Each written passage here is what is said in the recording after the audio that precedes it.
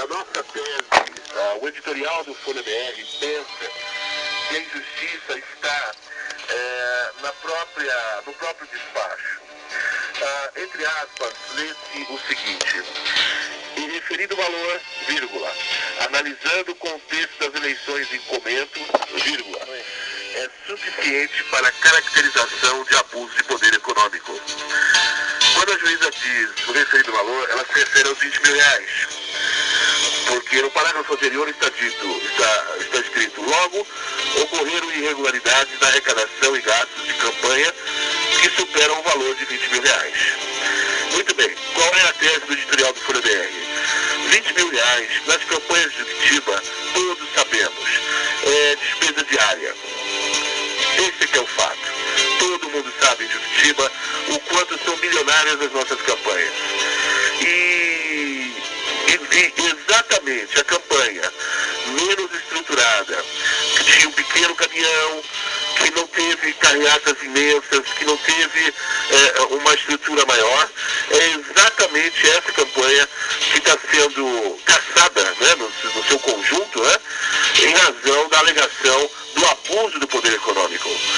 Para quem cobriu a eleição junto, corpo a corpo, nós vimos sim uma série de abusos de poder econômico, mas não foi desta campanha. Então, nesse sentido, a gente se sente à vontade para, evidentemente, que respeitar a decisão judicial, mas questioná-la. Nós temos o direito de questionar uma decisão judicial. A gente só não pode descumprir uma decisão judicial, mas o cidadão tem o direito de questionar uma decisão judicial.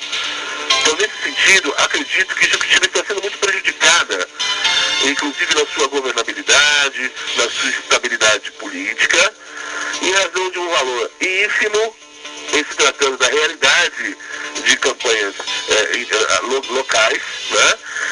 E num caso que poderia ter sido resolvido sumariamente, facilmente, através da aplicação de uma multa, até a condenação das contas com uma multa.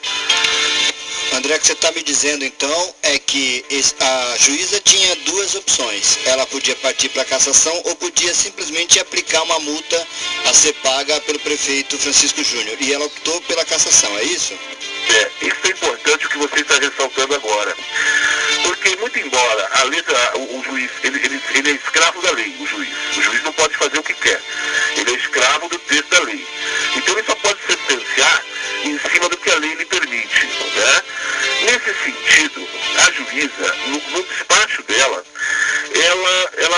ela declara, ela expressa que ela considerou que os 20 mil reais repercutiram, desequilibraram a eleição.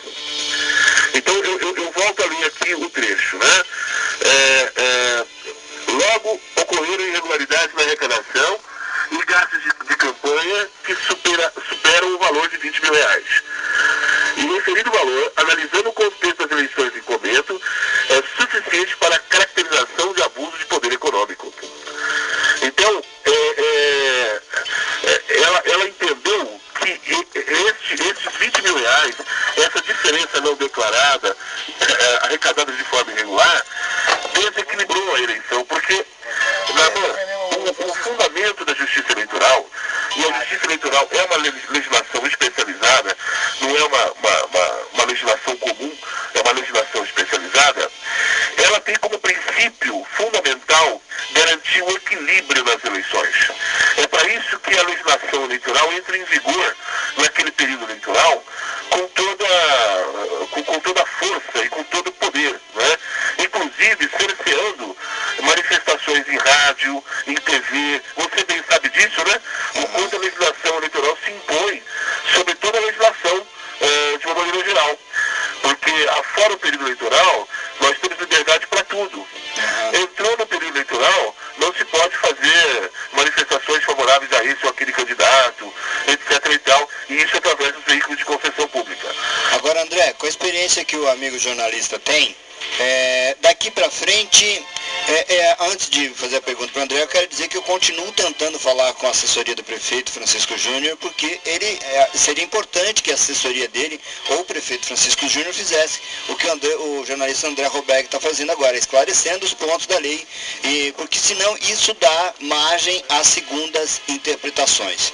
André, são 10 horas mais 27 minutos, meu amigo, na sua opinião, qual é o caminho que tem que seguir agora o prefeito e sua assessoria jurídica? Olha, me permita, Naman, fazer um comparativo. Nós já vivemos uma situação semelhante. No mandato do Roberto Rocha e Bernardo, por coincidência, Bernardo, que move essa ação agora contra o prefeito Francisco Júnior, Roberto Rocha e Bernardo governaram caçados. E foi por uma captação ilícita de sufrágio. Foi um cartãozinho que foi assinado por um ingresso numa casa noturna. Ao final do mandato, ao final dos 4 anos, o tribunal aqui, nem o TSE, mas o tribunal aqui de São Paulo, entendeu que não houve impacto suficiente. Entendeu que isso não desequilibrou a eleição. Eu acredito que isso terá o mesmo resultado. Eu acredito que quando isso chegar no tribunal, no regional eleitoral, o colegiado de juízes vão entender que este valor e que essas irregularidades nessas contas não geraram desequilíbrio suficiente, né, ou sequer desequilíbrio nas eleições locais, a ponto dessa campanha ser cassada.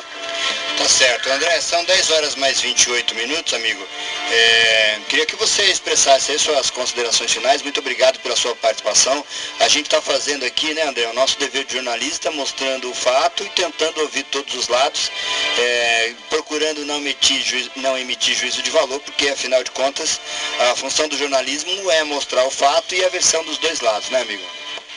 Naman, sem dúvida, e vocês estão fazendo isso com primazia, né? Eu volto a cumprimentá-los, cumprimentar também o jornal Agora é Sério, que furou essa notícia, né? E dizer que vocês realmente estão conduzindo um trabalho extremamente importante para a cidade. Naturalmente que vão ouvir pessoas que não têm a mesma opinião que eu, que têm opinião diversa da minha opinião, né? O que é absolutamente respeitável e saudável no contexto democrático. Acho que a população deve ficar tranquila, as pessoas devem ficar tranquilas, porque a sentença em primeira instância é sentença em primeira instância, cabe recurso, e como acabo de dizer, acho, francamente, pessoalmente, com a experiência que tenho, que isso não vai dar em nada, né? Essa sentença vai ser reformada.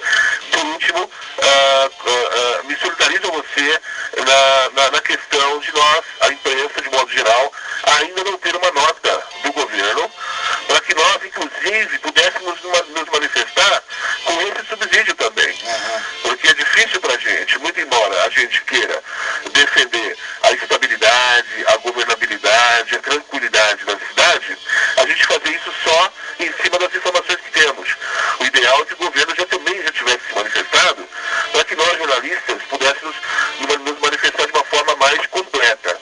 Portanto, fica aqui a minha solidariedade a você e eu espero que o governo, até o final da tarde, possa emitir uma nota, né?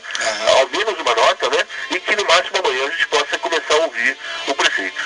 Tá certo. Muito obrigado a participação do meu amigo André Roberg, jornalista de primeira linha, editor do Folha BR, falando aí sobre o caso Francisco Júnior, a cassação do mandato do prefeito Francisco Júnior. Como disse o André, né, nós já temos, diria no juridiquês, jurisprudência, ou seja, no mandato do Roberto Rocha, ele praticamente levou todo o seu mandato sob liminar. Então é possível aos advogados do prefeito Francisco Júnior a mesma coisa. Basta que eles tenham conhecimento suficiente para fazer esse tipo de jogada jurídica. São 10 horas mais 31 minutos, seguimos aqui na nossa programação.